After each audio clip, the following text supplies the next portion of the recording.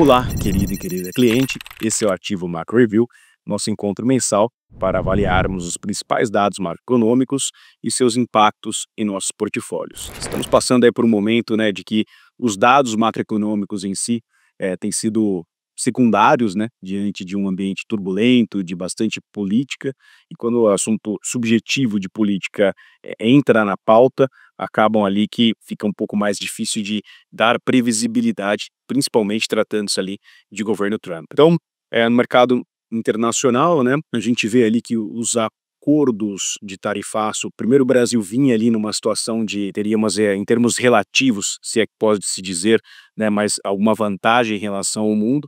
Essa mão inverteu, né? A gente tem agora a União Europeia, esse final de semana fechou ali um acordo de 15% de tarifas e investimento nos Estados Unidos. Semana passada a gente teve ali parte do Oriente Médio fechando acordos também.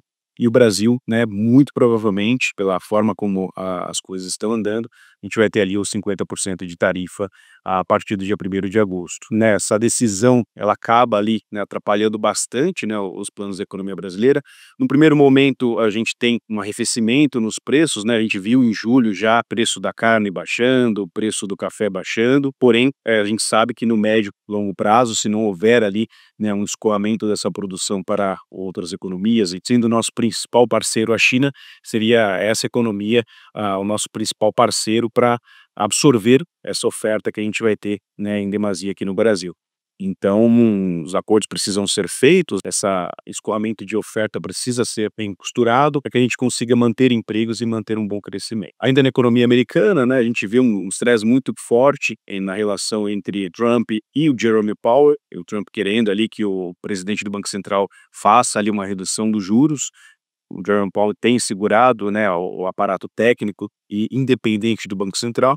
A gente não sabe, porém, até quanto tempo, né? Fala-se ali do Jerome Powell renunciar ao cargo, né, que seria algo até um pouco mais saudável para a estabilidade do Banco Central, mas o aspecto institucional como um todo, de independência do Banco Central, que é um pré-requisito ali para um plano de metas para a inflação, acaba sendo deteriorado, e isso não é interessante também para o ambiente institucional como um todo, e é aí que a gente tem, né, os maiores pênaltis, né, na economia como um todo. Então, olhando os dados aqui, né, aprofundando um pouquinho mais nos dados, a gente tem aqui a economia, né, a inflação da economia americana em junho, que a gente teve um aumento e a inflação tem se, né, ascendido. Então a gente vem de abril com 2,3, acumulado de 12 meses, maio 2,4, junho 2,7, o último dado de inflação que a gente tem, com, né, as tarifas entrando em vigor. A gente já viu em julho já um aumento, assim como no Brasil a gente viu, né, um decréscimo nos preços das commodities que a gente exporta, né, então suco de laranja, café e carnes, a gente vê o reflexo inverso na economia americana, né, então, e entrando o tarifaço, se os importadores ainda ou fizer, né, tiver algum contrato ainda em resquício de importação, isso vai majorar os preços na economia americana, e inflação, isso é inflação basicamente na veia, que acaba fazendo com que o Banco Central não consiga ali reduzir a taxa básica de juros. Então 2,7 a taxa de inflação acumulada nos Estados Unidos e ascendente, pior do que o número é o movimento, né, o previsto para o final do ano de 2025 era isso na casa de 2,7, 2,8, mas me parece que isso fique um pouco maior com as tarifas entrando em vigor. A taxa de desemprego nos Estados Unidos em 4,10, então tem se mantido ali em 4,10, 4,20, essa taxa de desemprego. A gente não está vendo ali nenhuma aceleração, né, muito forte na economia americana. E aqui a gente vê o principal dado, que é a curva de juros de longo prazo americana. Essa curva de juros, ela basicamente demonstra ali, né, qual que é a credibilidade que o mercado enxerga e o quanto de prêmio que o mercado cobra para emprestar recursos à economia americana. Então a curva de juros de longo prazo, ela vai mostrar qual que é o grau de crédito que o mercado dá para a economia no longo prazo. Então a gente verifica aqui, né, no azul escuro, o current, a gente sai de uma taxa aqui próximo de 4,2 à vista.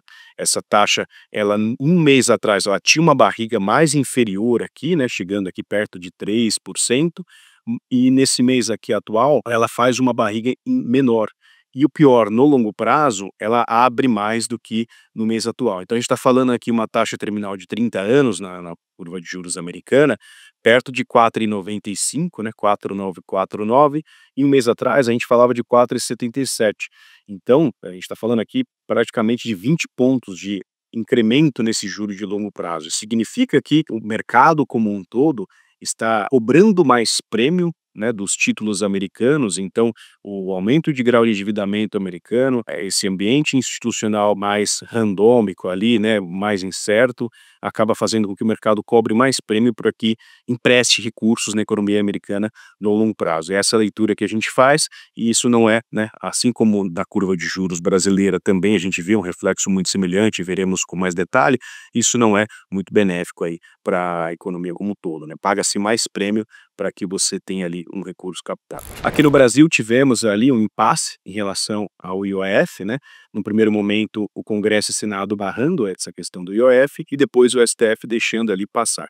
Os movimentos em mercados foram basicamente no primeiro momento com a implementação do IOF seria a curva de juro ficando mais baixa, ou seja, o atingimento do arcabouço fiscal, né, e a redução do déficit fiscal faria ali, né, que a gente tivesse ali uma curva de juros mais baixa, porém, no momento que barrou essa curva de juros voltou e quando liberou a curva de juros não baixou de novo. Então o mercado ali continua cobrando muito prêmio nos títulos de longo prazo na economia brasileira. Então entrando um pouco mais no detalhe aqui nos dados brasileiros, né, a gente tem uma inflação acumulada de 5,35, o relatório Focus, né, a projeção do consenso de mercado, estima ali que a gente vai fechar, né, o IPCA em 5,10, então é a nona vez, né, que o mercado faz esse ajuste com a inflação para baixo.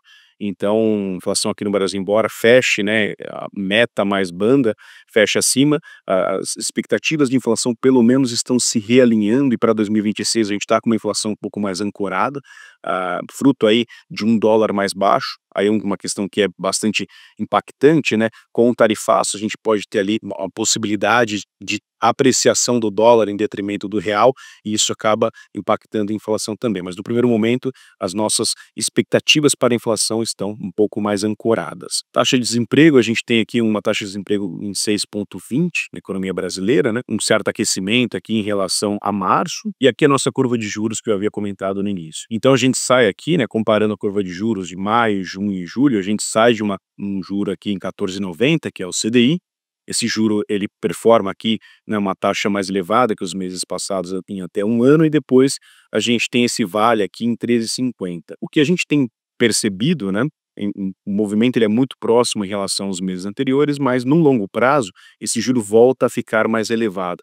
Então, né, com essa questão do IOF passando efetivamente até o final do ano, esse aumento tributário, essa curva de juros de longo prazo, ela tinha esse efeito de queda, acabou não acontecendo, então ela voltou novamente. A gente tem ali, né, uma cobrança de prêmio maior pelos títulos do governo. Então, no primeiro momento que a gente via aquele tesouro que a gente comprou no passado, uma marcação mercado um pouco mais positiva na nossa curva, justamente por conta desse movimento, ela volta a ficar um pouco negativa por conta dessa abertura do juro de longo prazo. Teremos eleição no ano que vem, é um evento que a gente tem acompanhado bastante de perto ali. Isso não faz preço no primeiro momento, mas a gente sabe que fará preço fortemente no ano que vem. No que se refere à Bolsa Brasileira, né, olhando aqui no gráfico, a gente via ali que a Bolsa ela chegou até os 140 mil pontos, mas não teve força suficiente para ultrapassar e permanecer acima dos 140 mil pontos. Então, a Bolsa corrige, né, a gente viu o Ibovespa hoje em 132 mil pontos, e esse é um ponto que a gente tem preocupado bastante nos portfólios, né, diante de todo esse cenário, diante de todo esse contexto, a gente tem utilizado muito a renda fixa aqui no Brasil, com taxas ali perto ali de 14,5%, 15% para 2, 3 anos, então pré-fixar é um momento interessante na economia brasileira, e estamos ali cada vez mais, né, reduzindo esse risco Brasil nos portfólios locais. Então a gente tem aumentado ali a parcela de investimentos internacionais, com o foco ali em proteção cambial.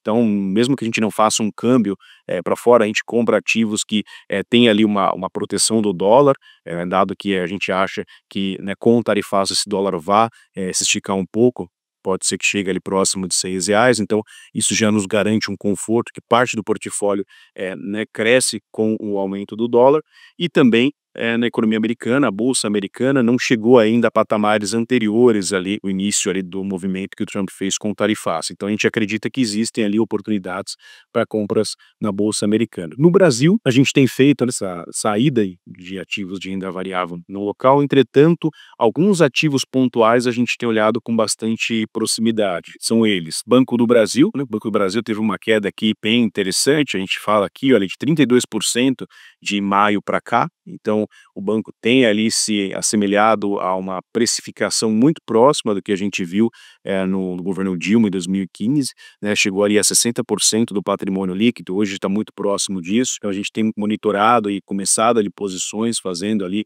um preço médio do Banco do Brasil. Temos olhado também o movimento para a WEG, né? WEG é uma empresa que tem tido um crescimento de longo prazo muito interessante na bolsa e esse ano tem sofrido aqui algo próximo de 32% de queda também. Então a gente tem esperado ali uma zona de consolidação para começar a reforçar um aumento de crescimento, né, de posição em WEG. E Embraer também, né, com a questão tarifácia, é uma empresa que é bastante impactada em relação a isso, e aí tem também tido, no ano ela ainda performa positivamente, mas nessa última correção ela chegou a perder 20%. Então a gente procura ali um momento interessante, ela está muito próxima da média móvel de 200 períodos, a gente procura ali um ponto interessante em WEG também. Então, num resumo final, a gente entende que pré-fixar ativos no Brasil ainda estamos em momentos interessantes, ainda fixa passa por momentos muito oportunos para alocar ali no portfólio ativos pré-fixados, até mesmo de longo prazo. Ainda estamos apostando em marcação mercado no Tesouro, pensando ali no horizonte de 3, 4 anos. Estamos saindo um pouquinho de bolsa brasileira e comprando apenas opções mais pontuais, apenas oportunidades que a gente classifica como oportunidades mais interessantes e alocando recurso na economia internacional, dado que um problema nos Estados Unidos impacta o Brasil, um problema no Brasil não impacta os Estados Unidos. Então, a gente prefere ficar ali com uma força impactante, seja negativa, apenas uma e não duas. Eu estou à disposição para avaliarmos nossos portfólios e marcarmos nossas reuniões para que façamos ali boas decisões diante dos cenários. Um grande abraço, ótimo mês a todos.